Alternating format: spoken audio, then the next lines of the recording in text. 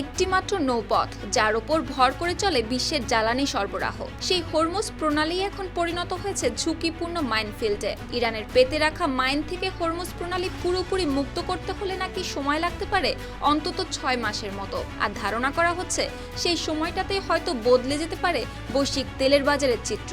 মার্কিন প্রতিরক্ষা দপ্তর পেন্টাগনের এক মূল্যায়নের বরাতে এমন তথ্য জানিয়েছে সংবাদ মাধ্যম আল জাজিরা।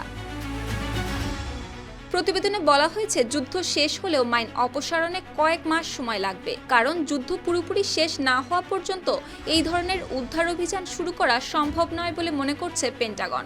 মার্কিন আইন প্রণেতাদের এক গোপন ব্রিফিংয়ে জানানো হয়, হরমুজ প্রণালী ও আশপাশে 20টির বেশি মাইন পেতে রাখা হয়েছে। এর মধ্যে কিছু মাইন জিপিএস প্রযুক্তির মাধ্যমে দূর থেকে নিয়ন্ত্রণ করা যায়, ফলে সেগুলো শনাক্ত ও নিষ্ক্রিয় করা আরও কঠিন হয়ে পড়েছে। তবে এই তথ্যকে ভুল বলেও দাবি করেছেন পেন্টাগনের মুখপাত্র শন পার্নেল।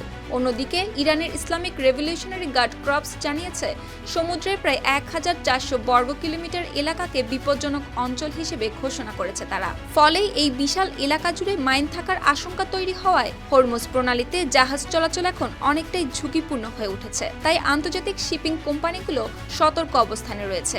এই পথ অনিরাপদ হয়ে পড়ায় সরাসরি প্রভাব পড়ছে বৈশ্বিক জ্বালানি সরবরাহে। বিশ্লেষকদের মতে, পরিস্থিতি দীর্ঘস্থায়ী হলে তেলের দাম আরও বাড়তে পারে, যার প্রভাব পড়বে বিশ্ব অর্থনীতির প্রায় সব খাতেই।